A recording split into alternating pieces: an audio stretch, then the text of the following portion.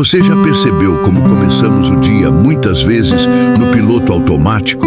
O despertador toca, corremos atrás das prioridades, já com a cabeça cheia de preocupações e quase não sobra tempo para silenciar a alma e ouvir a voz de Deus. É nesse ponto que está o segredo. A oração da manhã não é um ritual vazio, mas um momento de conexão profunda, capaz de reorganizar tudo ao nosso redor. Mateus 6,33 nos lembra de uma verdade simples e poderosa. Quando buscamos primeiro o reino, todo o resto encontra o seu lugar.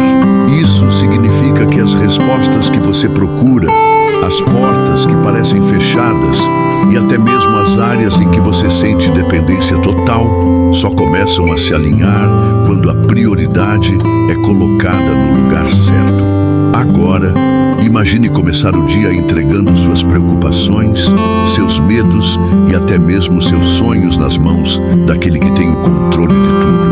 A rendição não é sinal de fraqueza, mas de confiança plena de que existe um Deus que cuida de cada detalhe da sua vida. Ele quer falar com você hoje e talvez essa seja exatamente a resposta pela qual você tem esperado há tanto tempo. Esse vídeo é um convite para parar um pouco, respirar fundo e deixar que a palavra transforme o rumo do seu dia.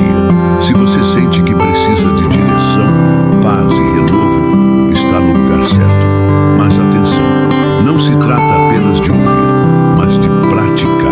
Há promessas que só se cumprem quando damos o primeiro passo em fé. Antes de mergulhar nessa mensagem, já se inscreve no canal, ativa as notificações e compartilha esse vídeo com alguém que também precisa dessa palavra. Não guarde só para você aquilo que pode mudar a vida de outra pessoa. E aqui vai um desafio. Escreva nos comentários a palavra Amém como um compromisso de fé. É mais do que um comentário. É uma declaração diante do reino espiritual de que você deseja buscar a Deus em primeiro lugar. Buscar primeiro o reino é mais do que uma frase bonita de efeito. É uma chave para reorganizar a vida inteira.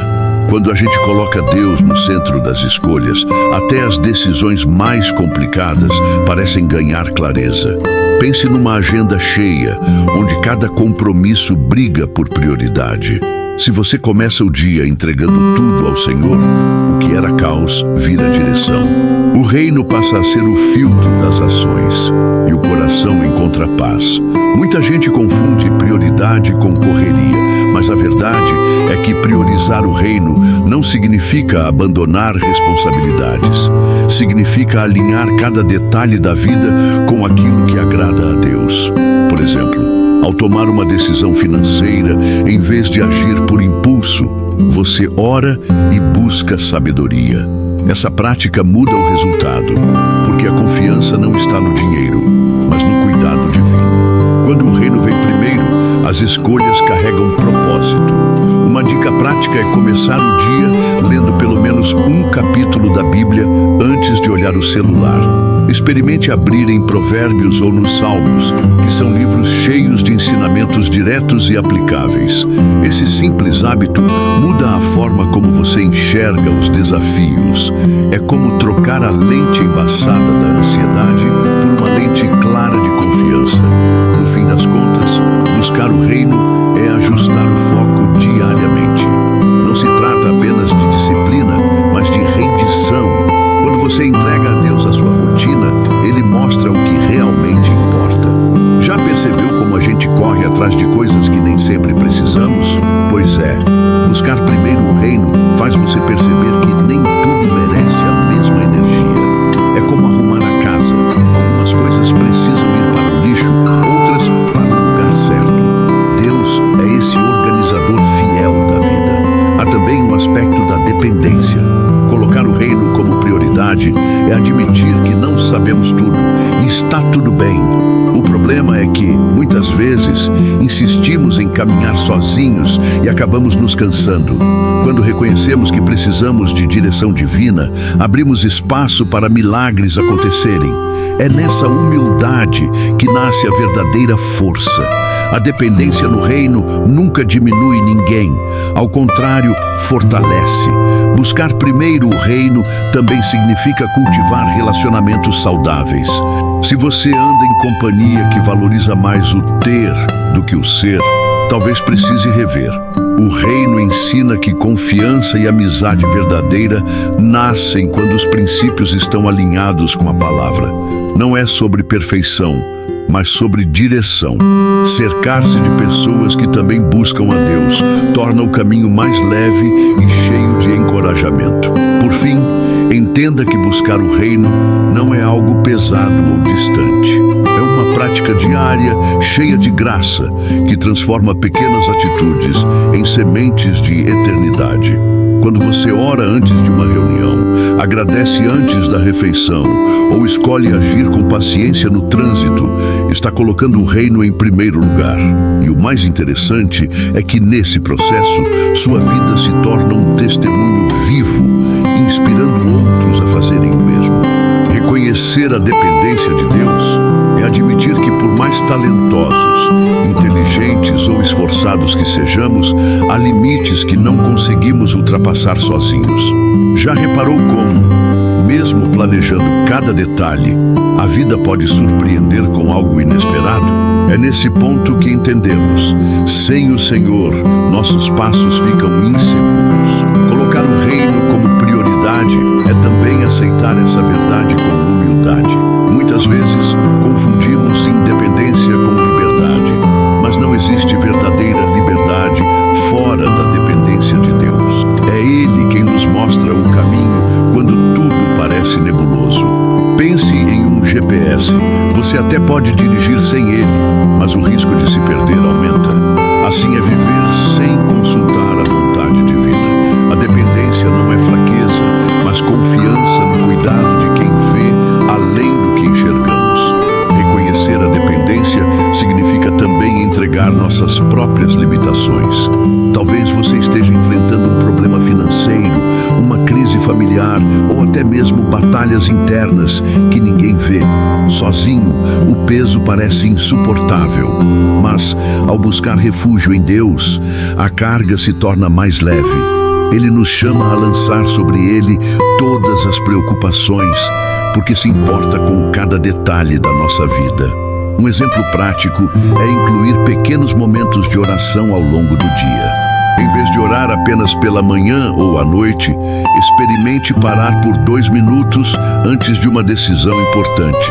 Essa prática cria em você um hábito de dependência constante, mostrando que o reino não está reservado apenas para os cultos ou domingos, mas para o cotidiano.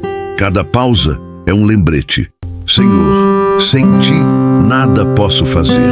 Reconhecer a dependência é também render-se à voz de Deus, mesmo quando não entendemos. Nem sempre Ele explica o porquê, mas sempre mostra o para quê.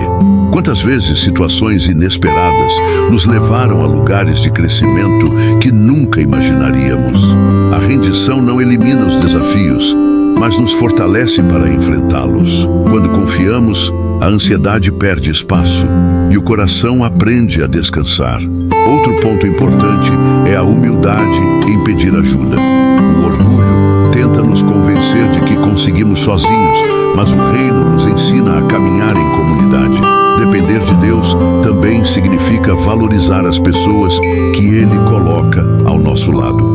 Pode ser um amigo, um pastor, um livro, até mesmo um desconhecido que cruza o seu caminho. A graça de Deus se manifesta através de pessoas simples em momentos precisos. Por fim, reconhecer a dependência é escolher todos os dias colocar a confiança em Deus acima das próprias habilidades. Planejar é importante, estudar é essencial, trabalhar é necessário, mas nada disso se sustenta sem a bênção divina. É como construir uma casa sem alicerce. Pode até parecer firme no começo, mas logo desmorona. Já quando fazemos do Senhor o fundamento, até as tempestades mais fortes não conseguem nos derrubar. Render-se de coração não significa desistir, mas escolher confiar plenamente em Deus. É abrir mão do controle que muitas vezes achamos ter e tomamos as rédeas, acabamos cansados, ansiosos e frustrados. Mas quando a rendição acontece, o coração descansa. O reino se manifesta em paz interior, mesmo em meio às tempestades. Muitas pessoas confundem rendição com fraqueza, quando, na verdade, ela é um ato de coragem. Requer humildade admitir que não conseguimos sozinhos, que precisamos de ajuda. A dependência de Deus começa justamente aí, quando reconhecemos que Ele sabe mais e vê além. Render-se é confiar que o Criador tem um plano maior do que nossa visão limitada consegue alcançar. Um exercício prático é escrever, todas as manhãs, 3 coisas que você deseja entregar a Deus. Pode ser um medo, um desejo ou até uma preocupação simples. Coloque no papel e ore dizendo: Senhor, entrego isso em tuas mãos. Esse hábito, repetido diariamente, gera confiança e fortalece a fé. A rendição deixa de ser teoria e passa a ser vivida no dia a dia, transformando a mente e o coração. Também é importante entender que render-se não é um evento único, mas um processo contínuo. Há dias em que você se sentirá forte e decidido, e outros em que o medo vai querer dominar. Nessas horas, a escolha precisa ser renovada. Confiar ou se desesperar. A cada nova rendição, a confiança em Deus se aprofunda. E pouco a pouco, os fardos que antes pareciam pesados começam a perder força. A rendição de coração toca todas as áreas da vida: relacionamentos, trabalho, finanças, saúde emocional. Quantas vezes insistimos em controlar tudo e só colhemos frustração? Quando entregamos ao Senhor essas áreas, Ele reorganiza o que estava bagunçado. O reino age de forma prática, abrindo portas que nunca imaginaríamos e fechando outras que só trariam dor. Um detalhe essencial é que render-se também envolve abandonar a ilusão de perfeição. Deus não espera que você seja impecável, apenas sincero. Orar dizendo: Senhor, eu não sei como lidar com isso, mas me rendo, já é suficiente para que Ele comece a agir. O coração aberto atrai a presença dEle de uma forma que nenhuma performance externa consegue. É a sinceridade que move o reino. Por fim, render-se é um ato de confiança que gera liberdade. Parece contraditório, mas quanto mais você solta o controle, mais livre se torna. Livre da ansiedade, do medo do futuro, da pressão de agradar a todos. Essa rendição abre espaço para uma vida mais leve, conduzida pelo cuidado divino. E o mais interessante, sua rendição se torna exemplo para outros que começam a perceber a beleza de entregar tudo nas mãos de Deus. Confiar nas promessas de Deus é como segurar uma corda firme em meio a um rio agitado. A vida traz ondas inesperadas, mas quem confia sabe que não está à deriva. O reino nos lembra de que existe uma voz maior que o barulho das circunstâncias. Quando você se apoia nessa certeza, os medos perdem força. Não é otimismo vazio, é fé que se ancora em promessas eternas. Muitas vezes, o coração quer ver primeiro para depois acreditar. Mas as promessas de Deus funcionam ao contrário. É preciso acreditar antes de ver. Pense em Abraão, que confiou sem saber como tudo aconteceria. Ele fez da prioridade obedecer, mesmo sem entender. Esse é o convite diário para nós. Acreditar que o impossível pode se tornar realidade quando depositamos a confiança no Senhor. Um jeito prático de exercitar essa confiança é escolher uma promessa bíblica por semana e declará-la em oração. Por exemplo, o Senhor é meu pastor, nada me faltará. Repita essa verdade em voz alta quando bater a ansiedade. Esse hábito cria uma nova mentalidade, substituindo pensamentos de medo por palavras de confiança. Aos poucos, você perceberá que sua fé se fortalece. Confiar nas promessas também exige rendição. É abrir mão de querer controlar o tempo e os resultados. Às vezes, você até já entregou a situação a Deus, mas tenta pegar de volta no dia seguinte. Esse movimento de ida e volta só gera cansaço. A verdadeira confiança é aprender a esperar com paciência, sabendo que o Senhor nunca falha em cumprir o que prometeu.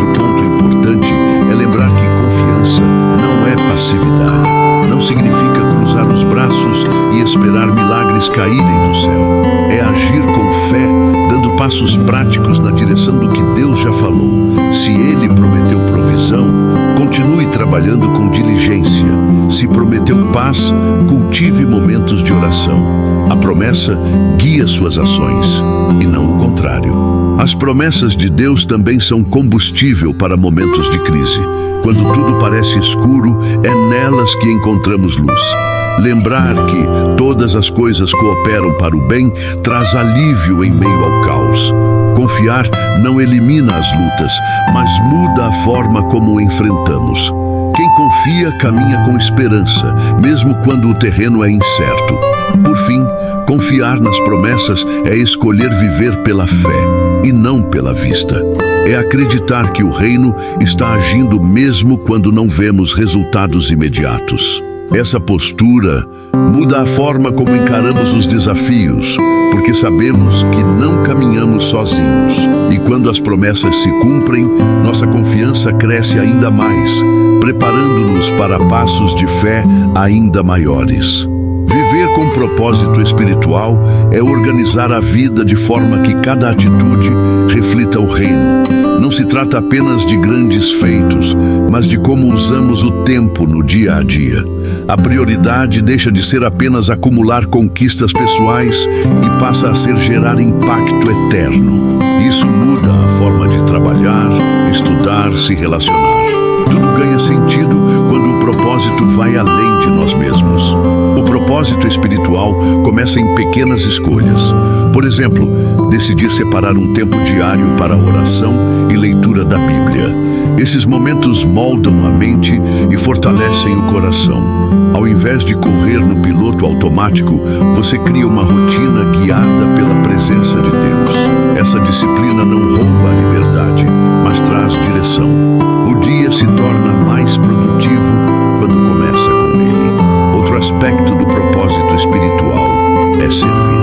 Muitas vezes pensamos que servir é apenas estar em uma igreja, mas não se limita a isso. Pode ser ajudar um vizinho, ouvir alguém com paciência ou até compartilhar uma palavra de ânimo. Quando vivemos assim, demonstramos dependência de Deus para sermos instrumentos dele. A rendição diária nos coloca disponíveis para aquilo que ele deseja realizar.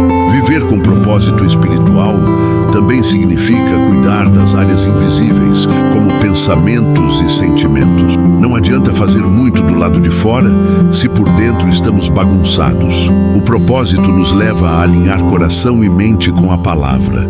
Isso exige confiança de que Deus pode transformar até as áreas que achamos impossíveis.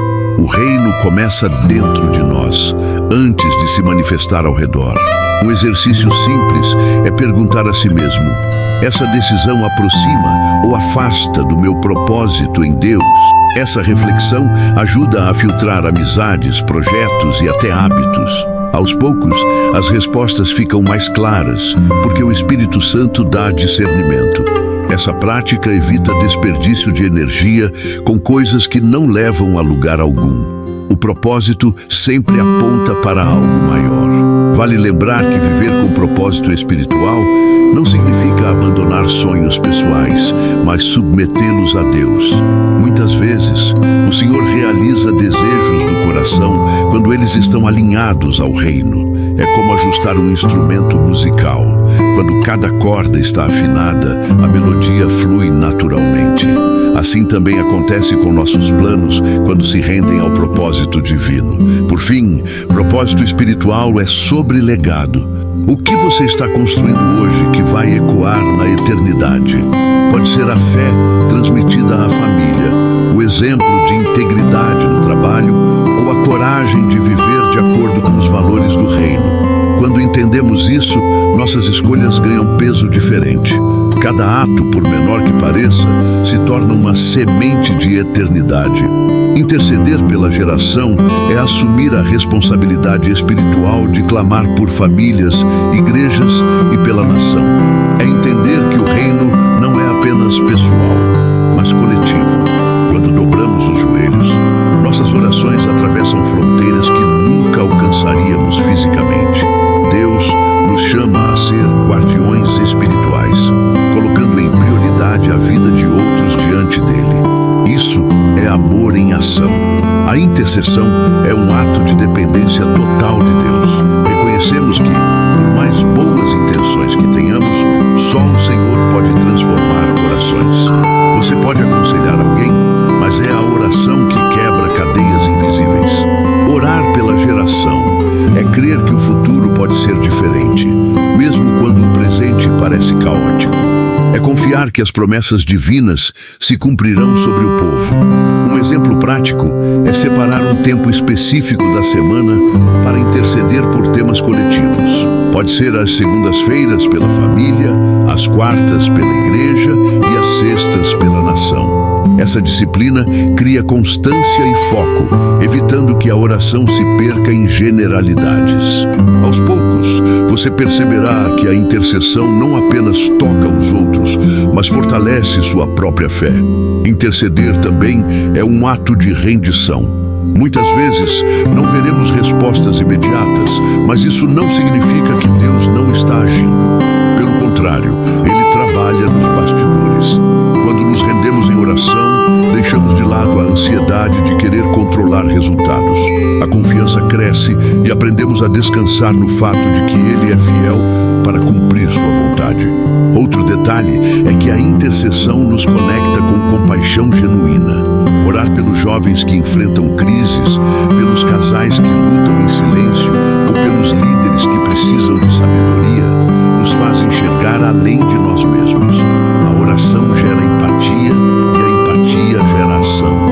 O reino se expande quando paramos de olhar apenas para o próprio umbigo e começamos a clamar por outros. Vale lembrar que interceder não é só falar, mas também ouvir. Muitas vezes, no silêncio da oração, Deus coloca no coração estratégias práticas para agir. Pode ser enviar uma mensagem de encorajamento, ajudar financeiramente alguém ou até mobilizar pessoas para um propósito maior. A intercessão abre os ouvidos espirituais para captar a direção do Espírito Santo. Por fim, interceder pela geração é acreditar que cada clamor tem peso eterno. Talvez você nunca saiba quantas vidas foram alcançadas pelas suas orações, mas no reino nada se perde. O que hoje parece invisível, amanhã pode se transformar em testemunho. Sua rendição em interceder pode ser a chave para despertar uma geração inteira a buscar a Deus com fidelidade e coragem. Chegamos ao final dessa jornada, mas na verdade, o que vimos aqui é apenas o começo de uma caminhada espiritual mais profunda. Cada ponto, buscar o reino, reconhecer a dependência, render-se de coração, confiar nas promessas, viver com propósito espiritual e interceder pela geração, não são apenas ideias bonitas, mas convites práticos para transformar a vida. Agora eu te pergunto, o que você vai fazer com tudo isso? Vai deixar que as palavras fiquem só na memória ou vai aplicá-las no dia a dia? Como seria sua rotina se a partir de hoje, cada escolha refletisse a confiança de que Deus está no controle?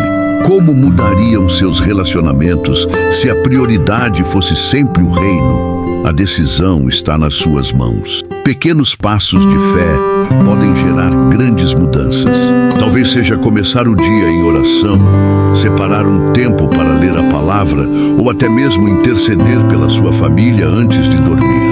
O importante é não adiar. O futuro é construído nas escolhas de hoje. Se essa mensagem falou ao seu coração, compartilhe com alguém que precisa ouvir isso. Inscreva-se no canal, ative as notificações e acompanhe os próximos conteúdos. Há sempre mais do que Deus deseja revelar a você. E eu quero estar aqui para caminhar junto nessa direção.